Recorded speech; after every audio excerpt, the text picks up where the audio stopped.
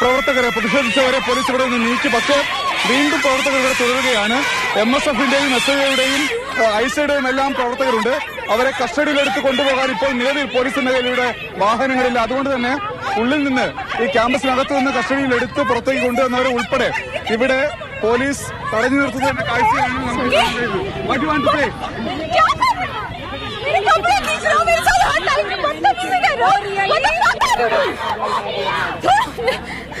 ആ വിദ്യാർത്ഥി പറഞ്ഞുകൊണ്ടിരിക്കുന്ന കാര്യം വസ്ത്രം ഉൾപ്പെടെ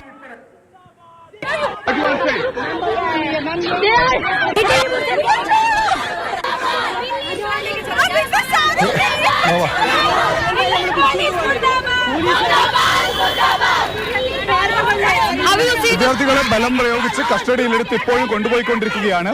പ്രത്യേകിച്ച് പെൺകുട്ടികളെ 5ഉം 6ഉം പോലീസുകാർ ചേർന്നാണ് കസ്റ്റഡിയിലെടുക്കാൻ ശ്രമിക്കുന്നത്. അത് തടയാൻ ശ്രമിക്കുന്നവരെ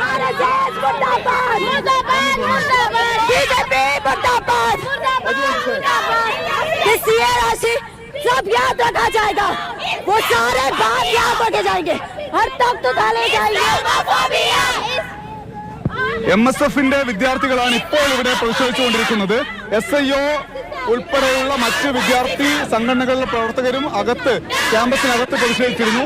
അവരെ എല്ലാം കസ്റ്റഡിയിലെടുത്ത് കൊണ്ടുപോവുകയാണ് പോലീസ് ചെയ്തത്. ഇവിടെ ഡൽഹി യൂണിവേഴ്സിറ്റിയുടെ ആർട്സ് ഫാക്കൽറ്റി ഗേറ്റിന് സമീപത്താണ് ഇപ്പോൾ പ്രതിഷേധം നടന്നുകൊണ്ടിരിക്കുന്നത്. ഇപ്പോഴും ക്യാമ്പസിനകത്തു നിന്ന് വിദ്യാർത്ഥികളെ കസ്റ്റഡിയിലെടുത്ത് കൊണ്ടുവരുന്നതിന്റെ കാഴ്ച നമുക്ക് കാണാൻ പറ്റുന്നുണ്ട്.